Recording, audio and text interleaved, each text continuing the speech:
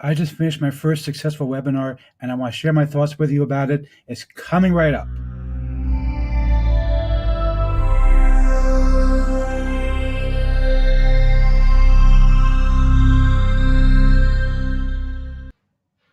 Before we get into that, my name is Eric Hammer. I know the man with the hat. That's because I wear a fedora pretty much everywhere that I go. I'm actually one of the few people who can pull one successfully. Well, me and this guy.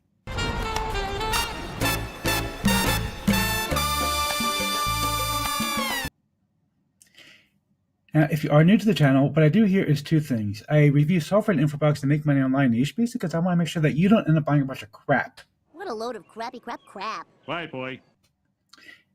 Bart, how many times do I have to tell you? You gotta look at my reviews. You just gotta look at them. I don't understand this guy. He never ever looks. You'd think he would learn. Yeah, anyway. I also do a lot of mindset kind of videos, talking about all kinds of stuff involving entrepreneurship. Yes, he's an entrepreneur. He's very successful. Liz Lemon, I can't tell you enough how sweet you are. You're such a sweetheart. She really is a sweetheart, isn't she? If you are new to the channel, please go ahead and smash the subscribe button, hit the bell icon to notify when I drop a video, because frankly, subscribe really doesn't mean much to you on YouTube anymore. Go ahead and like this video, comment down below. Let's keep the conversation going. Let's get right into this. Okay, so believe it or not, I just finished my first successful webinar, and I really want to share my thoughts about what makes for a successful webinar. Now, the first thing we need to discuss is, why would you do a webinar anyway? What's the point? Well, what is the point?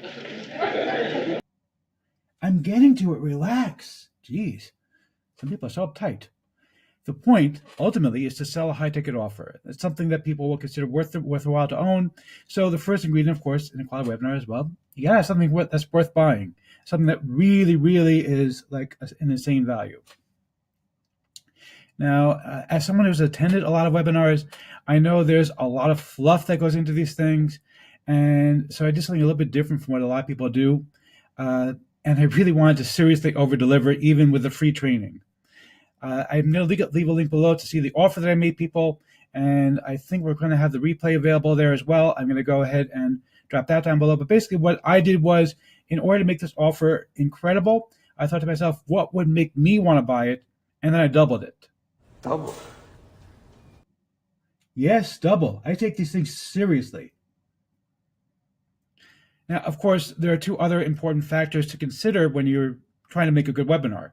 First and foremost, you really need to provide value. I mean, real, genuine value. People can smell a fake from a mile away, and those webinars where they do 5 minutes of rehash training and then they do an hour-long pitch fest, you know, I'd be surprised if they convert very well, because frankly, it's like, what's the point? So you really want to make sure you have real-world examples that people can actually see and they can actually use after they've attended the webinar.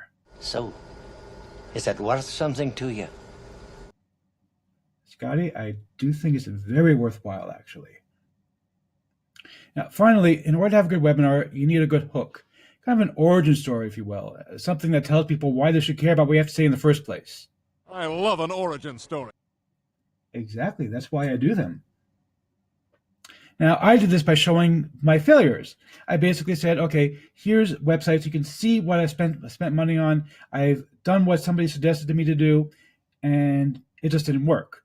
And I said, I started looking elsewhere to figure out what does work, and finally did figure out what does work.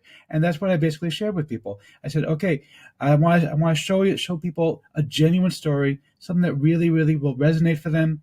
And I mean, in my case anyway, you know, the idea is for people to trust you. In my case, I hope people really can trust me, because I was being very honest and open. I wasn't trying to pull the wool over anybody's eyes. I was saying, you know, I'm not saying that like promising, you know, the end of the earth. I'm showing people genuine stuff and saying, here, this is what I've been able to accomplish. This is what I started out with. This is what I ended up with. Now, if I'm going to do it, I want to do it right. So let's try it again.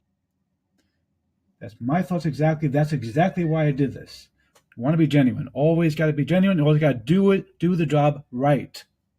Okay, so what do you guys think? Tell me, let me know down below. I'd love to hear your thoughts. Let's keep the conversation going, and I will see you on the next video.